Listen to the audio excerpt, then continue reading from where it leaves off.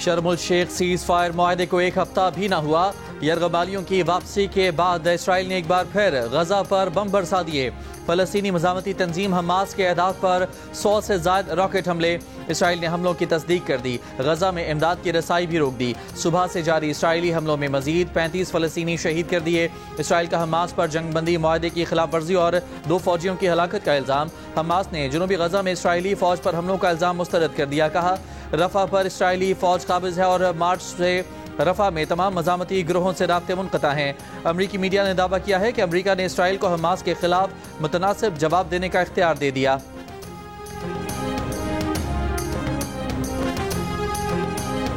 पाकिस्तान और अफगानिस्तान ने फौरी जंगबंदी पर इत्तफाक कर लिया। वजीर दिफा ख्वाजा आसिफ ने कहा अफगानिस्तान से पाकिस्तान की सरजमीन पर दहशत गर्दी फौरी बंद होगी। दोनों मुल्क एक दूसरे की सरजमीन का एहतराम करेंगे।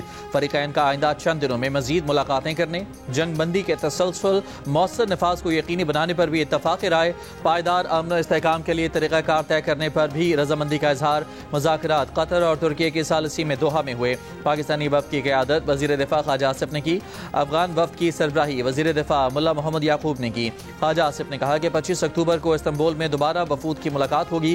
खवारिज ने अफगानिस्तान से पाकिस्तान के अंदर कई दहशतगर्द हमलों की कोशिश की थी जिन्हें सिक्योरिटी फोर्सेज ने नाकाम बनाया था। काबुल और कंधार में अफगान तालिबान और फितनाल खवारिज के ठिकानों पर पाकिस्तान की टारगेटेड कार्रवाई के बाद अफगान तालिबान ने जंगबंदी की दरख्वास्त की थी।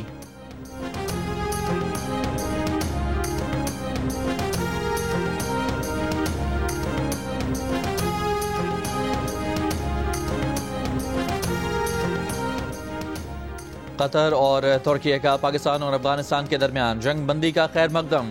कतर की वजारत खारजा का कहना है कि जंगबंदी का फ्रेमवर्क दोनों ममालिक में सलामती और इस्तेहकाम के फ़रोग में मददगार साबित होगा।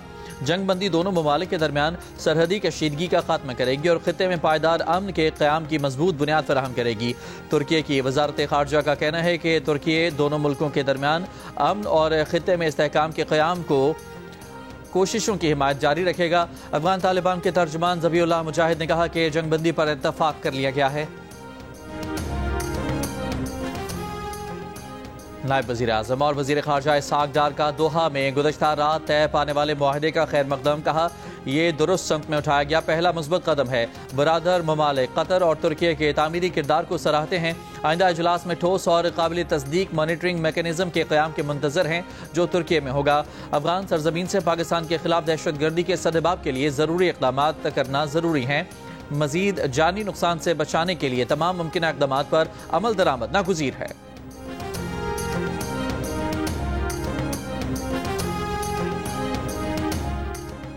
वज़ीर आज़म शहबाज शरीफ की जाती उम्रा में मुस्लिम लीग नून के सदर मियाँ नवाज शरीफ से मुलाकात।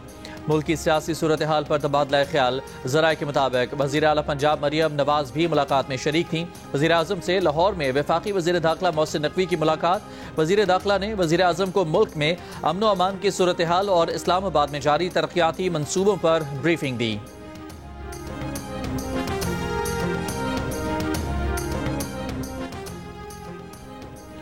पाकिस्तान ने अफगानिस्तान, ईरान और रूस के साथ नया बॉर्डर ट्रेड फ्रेमवर्क मुतारिफ करा दिया। वजारत तिजारत ने business to business border trade mechanism में तरामीम का नोटिफिकेशन जारी कर दिया।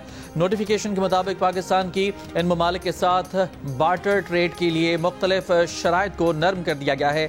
बरामद से कबल लाजमी दरामद की शर्त नरम करके बैक वक्त दरामद और बरामद की इजाज़त होगी। निजी इदारों को कंसोर्शियम बनाने की इजाज़त दी गई है। बार्टर ट्रेड के लेन देन का दौरानिया 90 रोज से बढ़ाकर 120 रोज कर दिया गया है, जबकि मखसूस अशिया की फहरिस्त खत्म कर दी गई है। वफाकी हुकूमत ने माली साल 2025-26 के लिए गंदम पॉलिसी की मंजूरी दे दी। नई गंदम पॉलिसी के तहत किसानों को मुनासिब कीमत दी जाएगी। वफाकी और सूबाई हुकूमतें 62 लाख टन के स्ट्रेटेजिक ज़खायर हासिल करेंगी। गंदम की खरीदारी बैनुल-अक़वामी दरामदी कीमत के मुताबिक 3,500 रुपये फी मन के हिसाब से की जाएगी। एलामिया के मुताबिक हुकूमत मुस्तहकम ज़खायर और किसानों के तहफ़्फ़ुज़ को यकीनी बनाने के लिए स्ट्रेटेजिक स्टॉक खरीदेगी। वज़ीर आज़म शहबाज शरीफ ने कहा कि गंदम पॉलिसी के लिए तमाम सूबाई हुकूमतों स्टेक होल्डर्स से मुशावरत की। ये पॉलिसी ज़रूरी तरक्की को फ़रोग देगी, किसानों की आमदनी में इजाफा होगा। वफाक गंदम की कम अज कम इमदादी कीमत 4200 रुपए फी मन मुकर्रर करे, सिंध का मुतालबा। यह भी कहा कि IMF की शराइत पर सूबाई हुकूमतें वफाक के बगैर किसानों को इमदादी कीमत नहीं दे सकती। सूबाई वजीर ज़राअत सरदार मोहम्मद बख्श महर ने कहा कि इमदादी कीमत मुकर्रर न होने से किसान दबाव का शिकार हैं। सिंध ने गंदम उगाओ सपोर्ट प्रोग्राम के तहत 56 अरब रुपए का इमदादी पैकेज मुतारिफ कराया है। किसानों को खाद और दीगर सामान खरीदने के लिए फी एकड़ 24,700 रुपए सब्सिडी दे रहे हैं।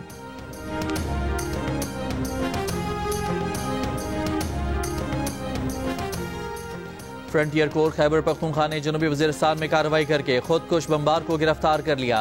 गिरफ्तार खुदकुश बमबार की शनाख्त नेमतुल्लाह वल्द मूसा जान के नाम से हुई। सिक्योरिटी ज़राए के मुताबिक गिरफ्तार खुदकुश बमबार अफगानिस्तान के सूबे कंधार का रिहायशी है।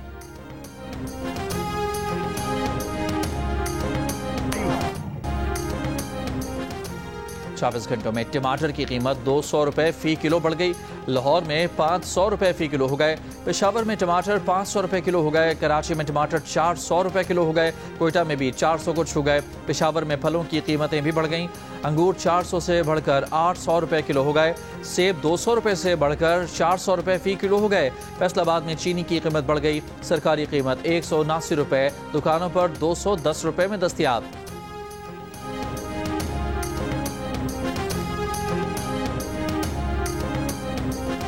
पेरिस के तारीखी लुवा म्यूजियम में फिल्मी अंदाज की चोरी। लुटेरे ट्रक पर नस्ब सीढ़ी की मदद से म्यूजियम की बालकनी तक पहुंचे, खिड़की का शीशा तोड़ा, म्यूजियम में दाखिल होकर तारीखी जवाहरात उड़ा लिए। फ्रांसीसी मीडिया ने दावा किया है कि चोर नेपोलियन सोम की मलका के ताज के हीरे भी चुरा कर ले गए। चुराए गए जेवरात में से एक म्यूजियम के बाहर से मिला। फ्रांसीसी हुकूमत के मुताबिक 3 से 4 माहिर चोरों ने सारी वारदात 4 मिनट में मुकम्मल की। कार्रवाई डालकर मोटरसाइकिलों पर फरार हो गए। म्यूजियम को 1 रोज के लिए बंद कर दिया गया।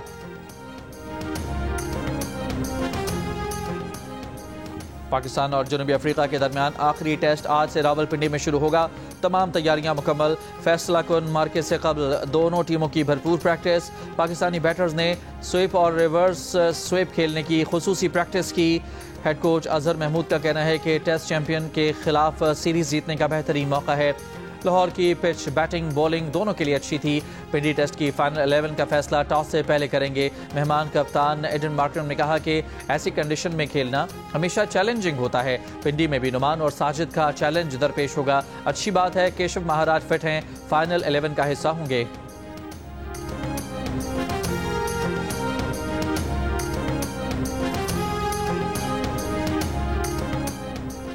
ICC विमेंस वर्ल्ड कप में इंग्लैंड ने भारत को 4 रन से हराकर सेमीफाइनल में जगह बना ली। फातेह टीम ने 8 विकेट पर 288 रन बनाए। हेदर नाइट ने 109 रन की शानदार इनिंग्स खेली। जवाब में भारतीय टीम 6 विकेट पर 284 रन बना सकी। वर्ल्ड कप में आज श्रीलंका और बांग्लादेश की टीमें मद्दे मुकाबले होंगी। जियो सुपर वर्ल्ड कप के मैचेस बराह रास्त नशर कर रहा है।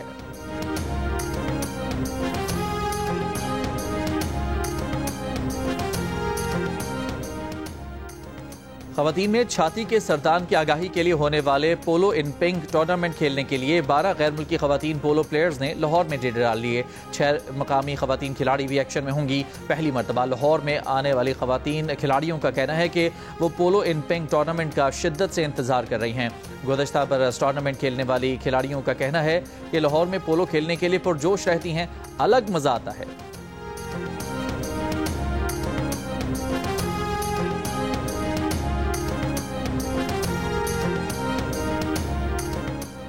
पहली बार एशिया पैडल कप में शिरकत करने वाली पाकिस्तान टीम की शानदार परफॉर्मेंस। दोहा में जारी इवेंट में पाकिस्तान टीम ने चीन के बाद थाईलैंड को भी हरा दिया। मेन राउंड के लिए क्वालिफाई कर लिया। जीत के बाद कौमी टीम ने जीत का जश्न मनाया, रक्स भी किया। एशियन यूथ गेम्स में पाकिस्तान की कबड्डी और वॉलीबॉल के इवेंट में शानदार आगाज। कबड्डी टीम ने पहले मेजबान बहरीन को हराया, फिर दिन के दूसरे मैच में थाईलैंड को भी शिकस्त दे दी। आज पाकिस्तान कबड्डी टीम ईरान और भारत से मैचेस खेलेगी। दूसरी जानिब पाकिस्तान वॉलीबॉल टीम ने अपने पहले मैच में मंगोलिया को 3-0 से हराया। मशरकी डोनबास का इलाका रूस के हवाले करो, पुतिन की शराइत मान लो। सदर ट्रंप की यूक्रेनी सदर ज़ेलेंस्की को हिदायत। बरतानवी अखबार फाइनेंशियल टाइम्स का दावा। अखबार के मुताबिक अमरीकी सदर डोनाल्ड ट्रंप ने ज़ेलेंस्की को खबरदार किया है कि रूस के सदर व्लादिमीर पुतिन ने धमकी दी है कि अगर यूक्रेन ने शराइत नहीं मानी तो उसे तबाह कर देंगे। और दीवारें चीन पर बिखरे फैशन के जलवे। चीन में silk road elegance 2 nation 1 runway के थीम के साथ फैशन शो का इनेकाद। पाकिस्तानी मलबूसात के दीदा ज़ेब डिजाइन और कढ़ाई में चीनी शहरियों ने भरपूर दिलचस्पी दिखाई।